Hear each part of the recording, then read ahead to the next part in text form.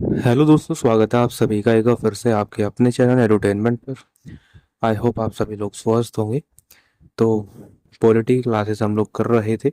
आज रहेगा हम लोगों का लेक्चर नंबर 4 और आप लोगों की एग्ज़ाम डेट आ गई है तो बिल्कुल भी ढील मत देना आप अपनी प्रिपरेशन के अंदर।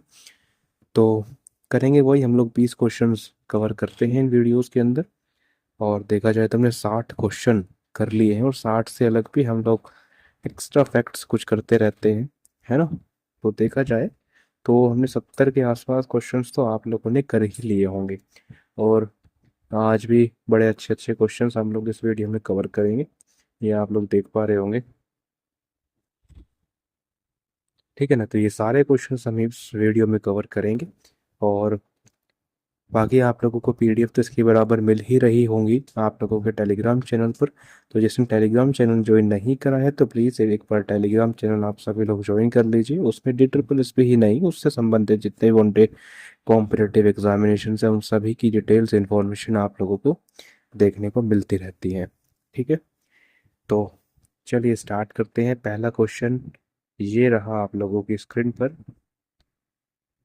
बताइए इसमें आप लोगों से क्या पूछा गया है, एक सेकेंड रुकिए। हाँ जी, इसमें आप लोगों से पूछा गया है कि which article of the Indian constitution provides for the president of the India. भारतीय संविधान का कौन सा अनुच्छेद भारत के राष्ट्रपति का प्रावधान करता है। बताइए, चार आपके पास ऑप्शन है, बताइए बताइए। देखो, अगर मैं आर्टिकल 55 की बात करता हूँ तो ये आप लोगों का मैनर ऑफ इलेक्शन बताता है ना, कि प्रेसिडेंट का जो इलेक्शन किस तरीके से होगा, कौन कौन उसके अंदर वोटिंग कर सकते हैं, क्या इसका प्रोसेस होता है, वो सारा मैनर ऑफ इलेक्शन आर्टिकल 55 के अंदर आता है। अगर मैं बात करता हूँ आर्टिकल 53 की, तो ये एग्जीक्यूटिव हेड होता है, प्रेसिडेंट इसका जिक्र करता है। अगर मैं बात करता हूँ आर्टिकल नंबर 54 का, तो ये इलेक्टोरल कॉलेज बताता है। और इलेक्टोरल कॉलेज के अंदर कौन कौन होते हैं, एक तो इलेक्टेड एमपीज होते हैं और इलेक्टेड एमएलएज होते हैं, यही इसके इलेक्शन के अंदर पार्टिसिपेट करते हैं। सो द करेक्ट ऑप्शन आप लोगों का क्या होगा, आर्टिकल नंबर 52। ठीक है, तो हमने देखो यहाँ पे चार क्वेश्चन एक तरीके से कंप्लीट कर लिए। 52 आर्टिकल के बारे में जाना, 53, 54 एंड 55। और ऐसा नहीं कि आप लोगों को मैं रिवीजन नहीं कराऊंगा, तो जब रिवीजन कराऊंगा तो ये क्वेश्चन आप लोगों को देखने को नहीं मिलेंगे। ये जो ऑप्शन मैं आप लोगों को एक्सप्लेन करता हूँ इससे संबंधित वहां पर आप लोगों को क्वेश्चंस देखने को मिलेंगे, जिससे आप लोगों का थोड़ा रिवीजन हो जाएगा। चलिए, इस वीडियो में हम लोग प्रेसिडेंट के सारे ही लगभग आर्टिकल कवर कर लेंगे जो भी एग्जाम के पॉइंट ऑफ व्यू से इंपॉर्टेंट है। चार आर्टिकल अभी हम ऊपर पढ़ के आए थे, उसमें से तीन का रिवीजन तो आप लोग यहाँ पे भी कर पाएंगे। आप लोगों से पूछा है कि which article deals with the executive power of the union being vested in the president. कौन सा अनुच्छेद यह प्रावधान करता है कि संघ की कार्यपालिका शक्ति राष्ट्रपति में निहित होती है। बताइए बताइए। एग्जीक्यूटिव पावर अभी मैं आप लोगों को ऊपर बता के आया था, आर्टिकल नंबर 53। ठीक है, आर्टिकल 52 के अंदर तो प्रेसिडेंट का इंट्रोडक्शन एक तरीके से होता है। आर्टिकल 54 के अंदर मैंने आप लोगों को बताया था, इसके अंदर इलेक्टोरल कॉलेज आता है। और यदि मैं बात करता हूँ आर्टिकल नंबर 56 की, तो ये आप लोगों का टर्म के बारे में बताता है ना। जो आर्टिकल आप लोगों को 56 है, ये आप लोगों का टर्म बताता है जो कि 5 साल का होता है। ठीक है, ये चीज़ तो आप लोग जानते ही होंगे। चलिए, क्वेश्चन नंबर थर्ड की बात करते हैं। इसमें आप लोगों से पूछा है कि which article provides for the election of the president. राष्ट्रपति के निर्वाचन का प्रावधान किस अनुच्छेद के अंदर है।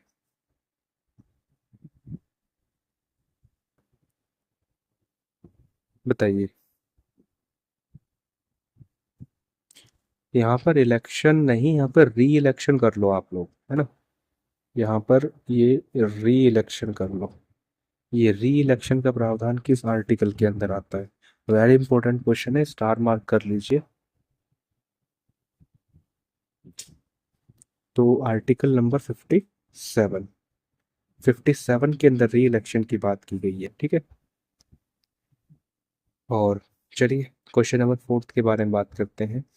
इसमें आप लोगों से पूछा है कि which article specify the term of office of the president, राष्ट्रपति की पदावधि कार्यकाल किस अनुच्छेद में निर्देशित है? अब देखो, सारे रिवीजन मैंने आप लोगों को यही करा दिए जितने मैंने आप लोगों को प्रेसिडेंट के आर्टिकल बताए हैं।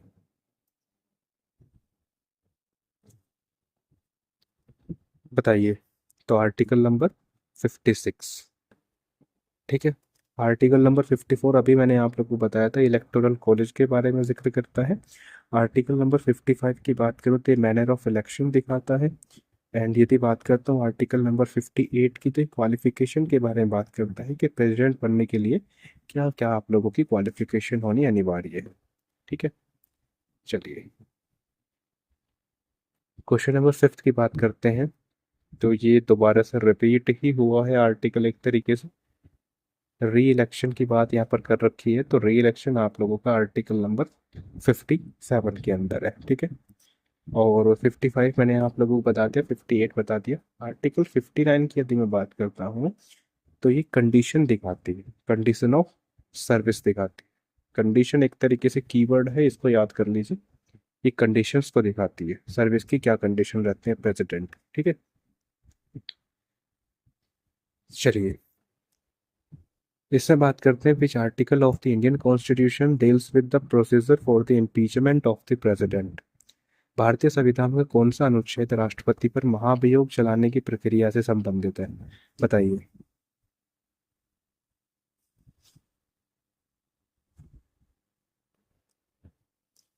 बताइए। तो सही जवाब इसमें होगा आर्टिकल नंबर 61। और इम्पीचमेंट हमने कहाँ से लिया है? महाभियोग की जो प्रक्रिया ये हमने यूएसए से ली है। ठीक है। और इसमें एक इम्पोर्टेंट आर्टिकल आपका, आर्टिकल नंबर 62, थोड़ा सा ध्यान रख लीजिएगा। आर्टिकल 62 के अंदर बेसिकली है कि time of holding election to fill the vacancy, है ना, जो भी प्रेसिडेंट पे जो वैकेंसी फिल करने के लिए, मतलब कितना टाइम उसके लिए होल्ड पर किया जा सकता है। ठीक है। Time of holding election to fill the vacancy. ठीक है। एक कीवर्ड है टाइम, याद कर लीजिए, टेन्योर नहीं, टाइम की बात कर रहा हूँ। आर्टिकल 71 क्या बताता है कि जो भी डिस्प्यूट्स वगैरह होंगे उन सबको सुप्रीम कोर्ट सॉल्व करता है।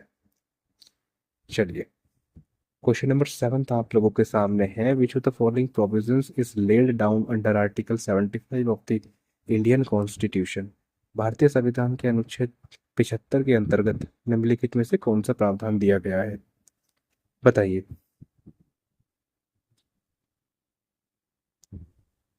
बताइए। तो आर्टिकल 75 के अंदर बहुत सारी सब क्लोज भी हैं, जिन्हें हम नेक्स्ट किसी वीडियो के अंदर डिस्कस करेंगे।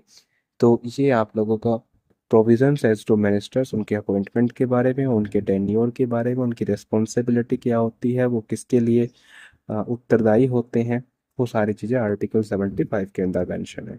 ठीक है। एंड ये जो सी आप लोग देख पा रहे होंगे, सी वाला जो ऑप्शन है, council of minister to aid and advise the president, ये आप लोगों का आर्टिकल 74 के अंदर मेंशन है। और अटॉर्नी जनरल की बात करें तो सिंपल आर्टिकल 76 के अंदर मेंशन है। ठीक है। चलिए, क्वेश्चन नंबर 8 था आप लोगों के सामने है, विच article of the Indian constitution provides for the constitutional establishment of the parliament. भारतीय संविधान का कौन सा अनुच्छेद संसद के गठन या स्थापना का प्रावधान करता है? बताइए।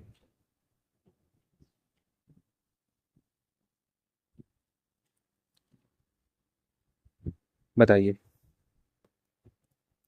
देखो, इसको हम एक ट्रिक से याद कर लेते हैं, इस तरीके से, सरल। रे और ले तो composition of Rajya Sabha and Lok Sabha बताते हैं, जो कि आर्टिकल 80 एंड आर्टिकल 81 के अंदर आती।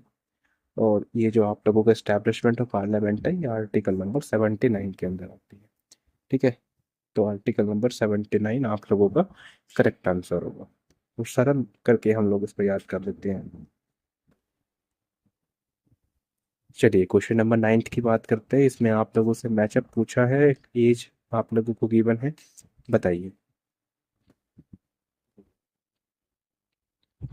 देखो, प्रेसिडेंट ऑफ इंडिया आप लोगों का क्या एज होता है मिनिमम? तो ये होता है आप लोगों का 35। तो ए का सेकंड, तो ये ऑप्शन एलिमिनेट कर दीजिए, ये ऑप्शन एलिमिनेट कर दीजिए।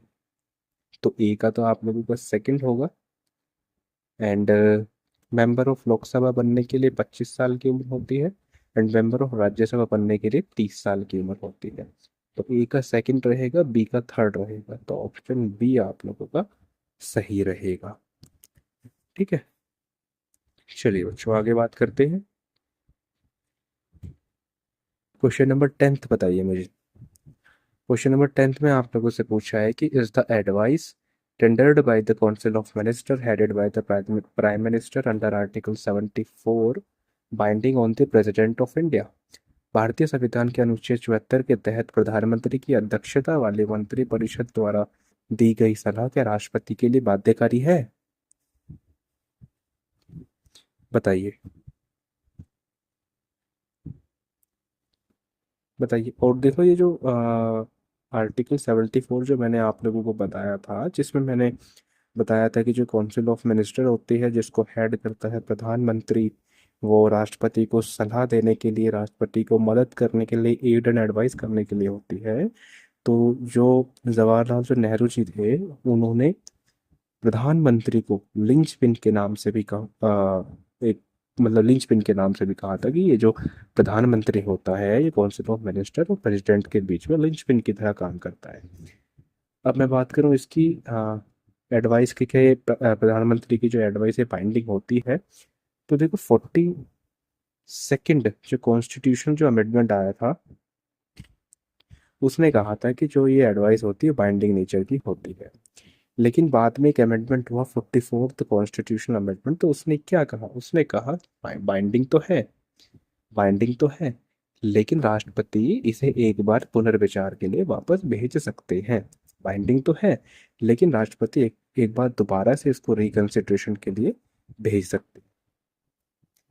क्वेश्चन नंबर 11th में आप लोगों से पूछा है कि which article specifies the duties of the prime minister as a linchpin, आएगा यहाँ पर linchpin, as a linchpin between the president and the council of minister. तो कौन सा अनुच्छेद राष्ट्रपति और मंत्रिपरिषद के बीच एक कड़ी के रूप में प्रधानमंत्री के कर्तव्य को निर्देशित करता है? बताइए। अब बच्चे आर्टिकल 74 और 78 के अंदर कंफ्यूज होते हैं। तो ड्यूटीज ऑफ प्रधानमंत्री की यहाँ पर बात करी जा रही है, तो वो है आप लोगों का आर्टिकल नंबर 78।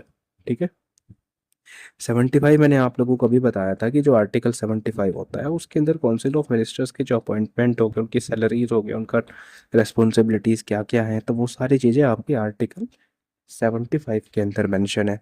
आर्टिकल 81 अभी मैंने आप लोगों को पीछे बताया कि जो आर्टिकल 81 होता है ना, वो आप लोगों को सैर एल करके हम लोग याद करते हैं, तो कंपोजिशन ऑफ लोकसभा इसके अंदर आती है। और आर्टिकल 74 अभी मैंने आप लोगों को बताया। ठीक है, नेक्स्ट क्वेश्चन आप लोगों से पूछा गया है कि what is the provision under article 77 of the Indian constitution. भारतीय संविधान के अनुच्छेद 77 के अंदर क्या प्रावधान है? बताइए।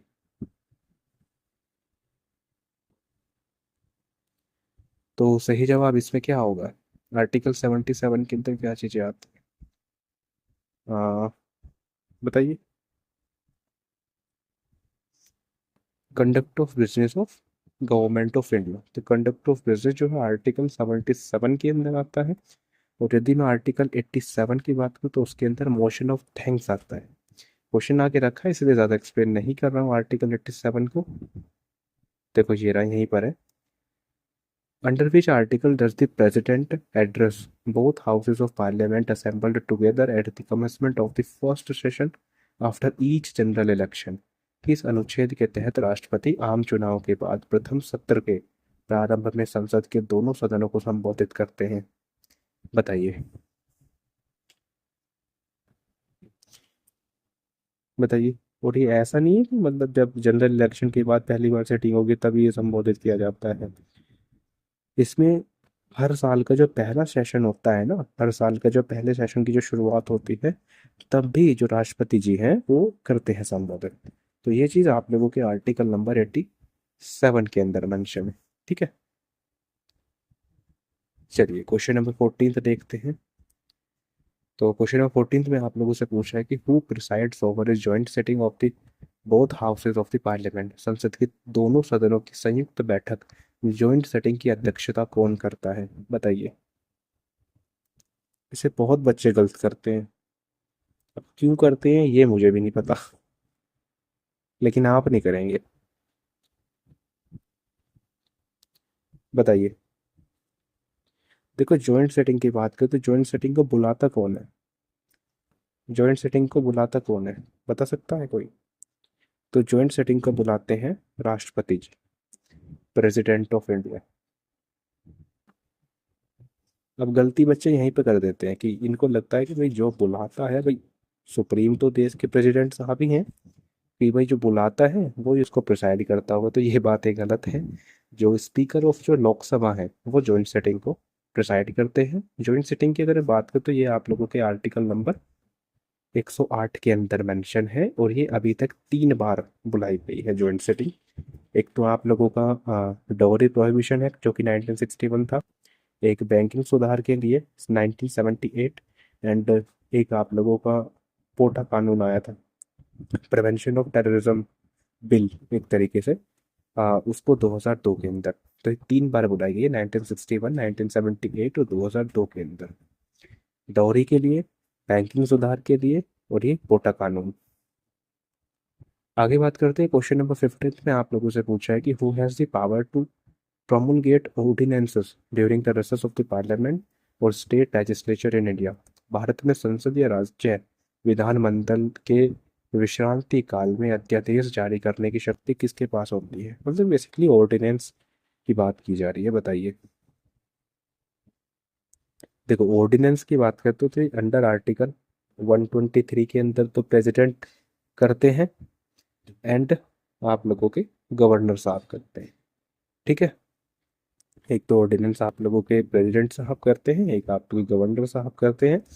प्रेसिडेंट आर्टिकल 123 का इस्तेमाल करते हैं, एंड दी जो गवर्नर जो है 213 का इस्तेमाल करते हैं, ठीक है। और मैक्सिमम लाइफ की बात करो ऑर्डिनेंस की, तो ये आई थिंक क्वेश्चन मैंने रखा होगा, नीचे ही होगा। हाँ जी, देखो ये रहा। आप लोगों को बताने की जो मैक्सिमम लाइफ होती है ऑर्डिनेंस की वो क्या होती है, और किसके पास पावर होती है कि जो इसको विड्रॉ कर सकता है किसी भी समय। राष्ट्रपति द्वारा जारी अध्यादेश की अधिकतम अवधि कितनी होती है और इसे वापस लेने की शक्ति किसके पास होती है, बताइए। तो भाई इसमें मैक्सिमम लाइफ होती है, हाँ ये मैक्सिमम लाइफ जो होती है इसके अंदर 6 महीने और 6 सप्ताह होती है, और प्रेसिडेंट को ही यह अधिकार है कि वो इसे किसी भी समय विड्रॉ कर सकते हैं। ऑर्डिनेंस के आर्टिकल बता दिए, इसका मैक्सिमम लाइफ बता दिया, और इसको विड्रॉ कर सकते हैं ये बता दिया। स्टेट में जो गवर्नर लगाता है ऑर्डिनेंस, वो किस आर्टिकल का यूज़ करते हैं, सारी चीज़ें मैंने आप लोगों के लिए क्लियर कर दी है। चलिए आगे बात करते हैं, क्वेश्चन नंबर 17 है, under which part of the Indian constitution does the state legislature fall. बताइए, स्टेट लेजिस्लेचर किस भाग के अंदर आता है संविधान के, बताइए। तो सही जवाब आप लोगों का क्या होगा? देखो, पार्ट 5 के अंदर आप लोगों का यूनियन आता है, पार्ट 8 के अंदर आप लोगों को ऑफिशियल लैंग्वेजेस आती हैं, और पार्ट 9 के अंदर क्या आता है? पार्ट 9 के अंदर क्या आता है, बताइए। इसका जो सही आंसर होगा वो होगा पार्ट 6, ठीक है। इसका जो सही आंसर होगा कि जो स्टेट लेजिस्लेचर होता है वो पार्ट 6 के अंदर आता है। पार्ट 9 आप मेरे को बताइएगा, ठीक है। पार्ट 9 के अंदर क्या आता है संविधान में। चलिए क्वेश्चन नंबर 18 की बात करते हैं कि which article of the Indian constitution deals with the languages to be used in the parliament. बताइए, भारतीय संविधान का कौन सा अनुच्छेद संसद में प्रयोग की जाने वाली भाषा से संबंधित है, कि संसद के अंदर कौन सी लैंग्वेज यूज की जाएगी, बताइए।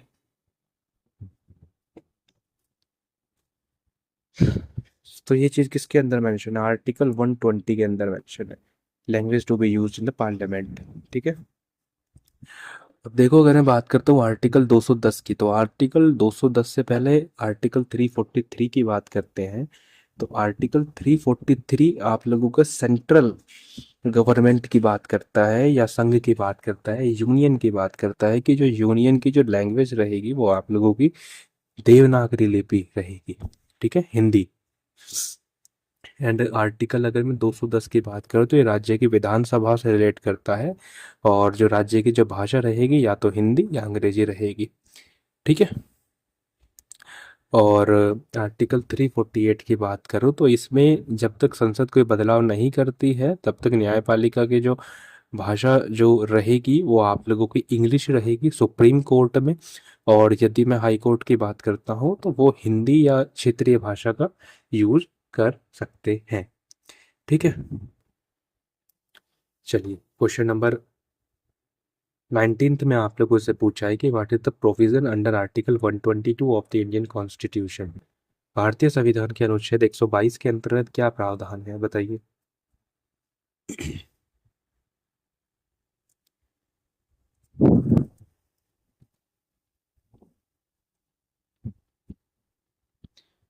बताइए आर्टिकल 122 के अंदर क्या है। देखो ऑर्डिनेंस का भी मैंने आप लोगों को बताया था कि 123 आ जाता है ना। तो सही जवाब आप लोगों का होगा courts not to inquire into the proceedings of the parliament. न्यायालय द्वारा संसद की कार्रवाई की जांच ना किए जाना। और रेस्ट्रिक्शंस किसके अंदर आती है, restrictions on discussion in parliament, ये आती है आप लोगों के आर्टिकल नंबर 121 के अंदर, ठीक है। ऑर्डिनेंस अभी आप लोगों को बताया 123 के अंदर, ठीक है। चलिए क्वेश्चन नंबर 20 पढ़िए और जवाब दीजिए। चलिए जी बताइए क्वेश्चन नंबर 20 आप लोगों का लास्ट क्वेश्चन ये रहा। Who preside over a joint sitting of both houses of the parliament the speaker of the Lok Sabha is absent. यदि लोकसभा का अध्यक्ष अनुपस्थित हो तो संसद के दोनों सदनों की संयुक्त बैठक की अध्यक्षता कौन करता है। अब ये तो आप सभी लोग जानते हैं कि लोकसभा का स्पीकर करते हैं, लेकिन मान लीजिए कि लोकसभा का स्पीकर प्रेजेंट नहीं है तो फिर कौन करेगा। तो सही जवाब आप लोगों का होगा deputy speaker of the Lok Sabha. लेकिन अगर डेप्यूटी स्पीकर भी नहीं है तो फिर डेप्यूटी चेयरमैन जो राज्यसभा है वो इसे प्रिसाइड करेंगे। जॉइंट सिटिंग सारी चीज़ें मैंने आप लोगों को बता दी, 3 बार हुई है, 1961, 1978, 2002 के अंदर कराई गई थी। प्रेसिडेंट इसको समन करते हैं एंड लोकसभा के स्पीकर इसको प्रिसाइड करते हैं, आर्टिकल 108 के अंदर आती है। तो बस यही सारी चीज़ें थी। तो बस यही था इस वीडियो में। आई होप वीडियो आप लोगों को पसंद आई होगी। पीडीएफ आप लोगों को जल्द से जल्द टेलीग्राम चैनल पर देखने को मिल जाएगी, तो वहाँ से आप लोग इनको प्रैक्टिस क्वेश्चन को कर सकते हैं। तो फिलहाल के लिए इतना ही, और बाकी बने रहिएगा। लेक्चर 5 आप लोगों को कल सेम टाइम पर देखने को मिलेगा। सेम तो नहीं, इस बार मतलब आई थिंक थोड़ा लेट हो सकता है इसको अपलोड करने में, नहीं तो वो 6 बजे का टाइम तुम्हारा है ही। तो बस फिलहाल के लिए इतना ही, धन्यवाद।